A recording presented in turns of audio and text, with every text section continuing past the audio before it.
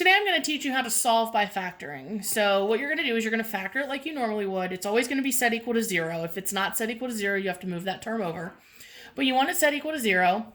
You're going to do what we've been doing and factor it. And then what you're going to do is you're going to set both things in parentheses equal to 0 and then solve for x. So let's do this one so I can show you. 1 times negative 15 is negative 15. B is 2. Multiplies to negative 15 and adds to 2. It's either 1 and 15 or 3 and 5. Well, since it's negative, one of them has to be negative. So if I make this one negative and this one positive, negative 3 plus 5 is 2. So that should work. So we've got negative 3 and positive 5. That multiplies to negative 15.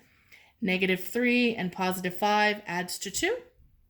So my first term goes in the first box. My last term goes in the last box. The two things that I found up in the top box go here and here.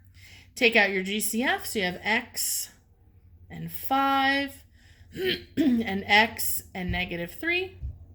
So your answer as of right now is x minus 3 and x plus 5. You're then going to set each of those equal to 0. X minus 3 equals 0 and x plus 5 equals 0. Add 3 to both sides. X equals 3.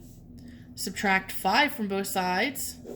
X equals negative 5. There are your two answers.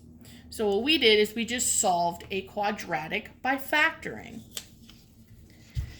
In the next unit, we'll talk about what that means exactly. So for this one, we're going to do our bridge, and you get negative 4 here and 3 here. So what multiplies to negative 4 and adds to 3, it's either 1 and 4 or 2 and 2. Well, keeping in mind this is negative, so one of these has to be negative. So if it's negative 1 plus 4, that gives me 3. So negative 1 and 4, negative 1 and 4, that does in fact give me what I need. So we're going to come down here and we're going to do 2x squared, negative 2. We're going to do negative 1x here and 4x here. Take out our GCF of x. Take out our GCF of 2. GCF of 2 and x. And negative 1. So now I have x plus 2 and 2x minus 1. I'm going to set each one of those equal to 0.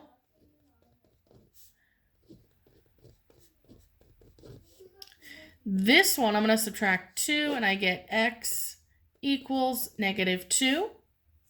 I'm going to add 1, which gives me 2x equals 1, then divide by 2, and I get x equals 1/2. Be careful here. A lot of students miss this because they forget that fractions are allowed, and if there's a coefficient here, you have to show all this work. Now you're ready to practice some.